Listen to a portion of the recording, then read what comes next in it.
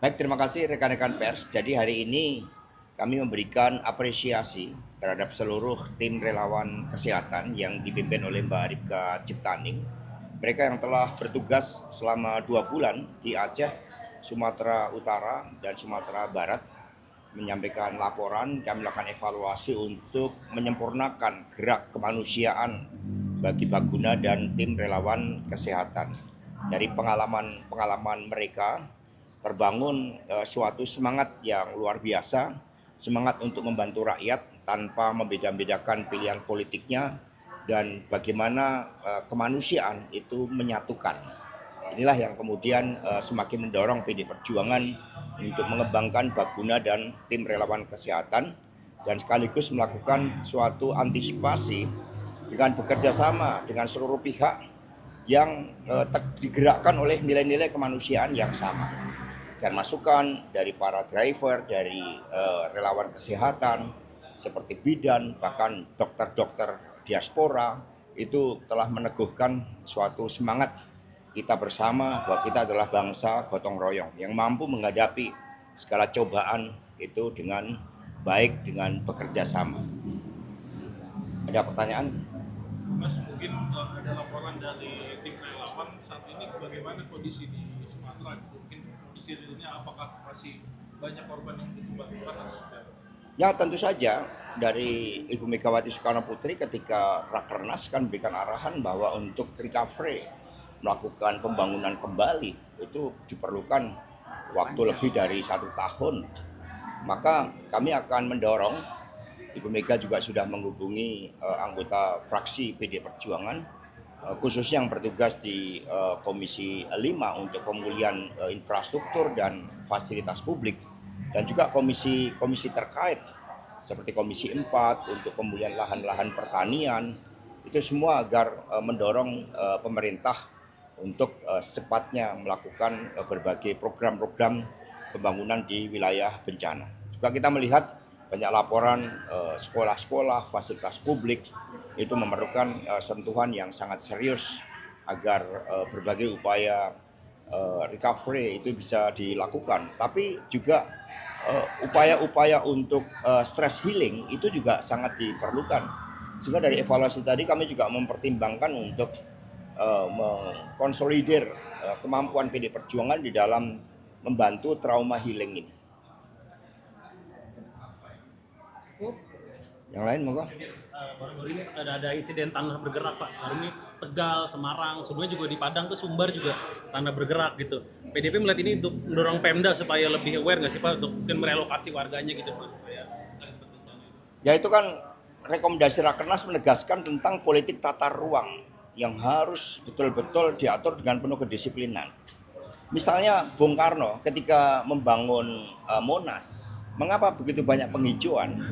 Itu mula-mula desainnya itu sebenarnya adalah suatu lapangan luas seperti Tiananmen. Tetapi kemudian karena ada intrusi air laut yang saat itu sudah diperhitungkan di dalam kebijakan strategis pembangunan Monas, maka akhirnya dipilih penghijauan untuk Monas.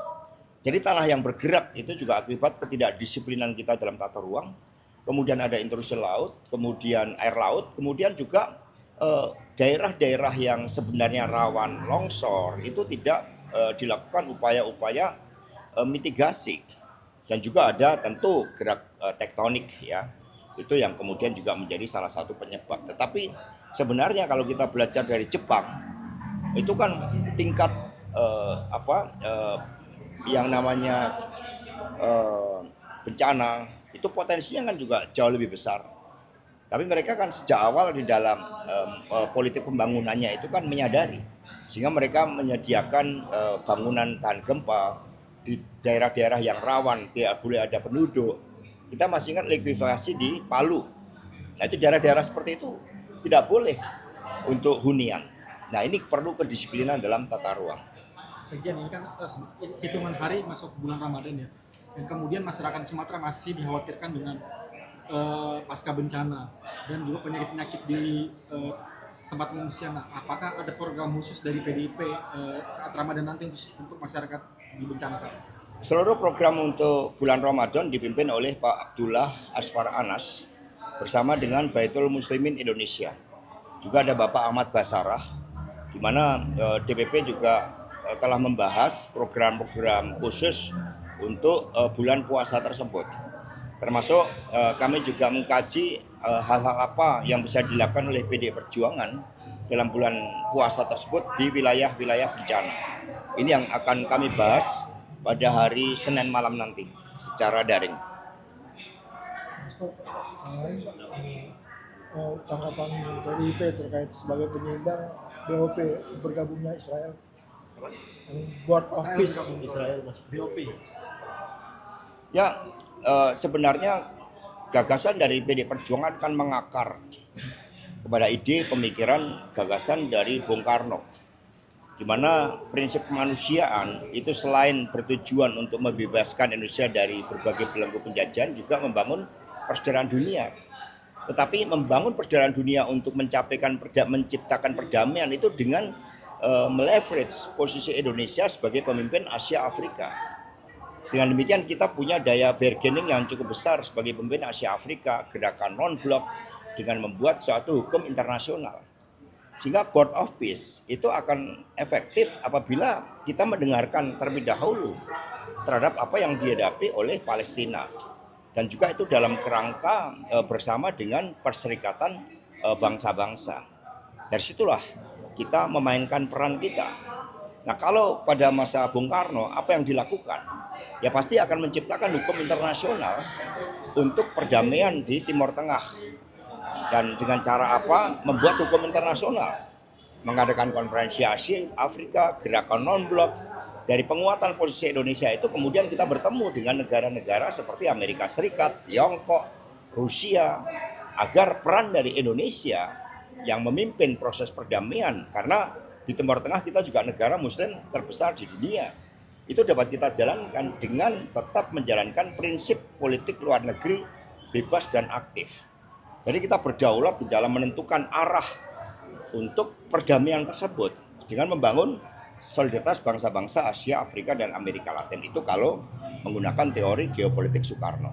Mas masih menyambung BOP tadi, Indonesia ini kan berencana mengirim 8.000 pasukan untuk berangkat ke Gaza. Tetapi di sisi lain, pihak Hamas sendiri sudah menyatakan menolak adanya pasukan-pasukan dari luar untuk datang ke Palestina.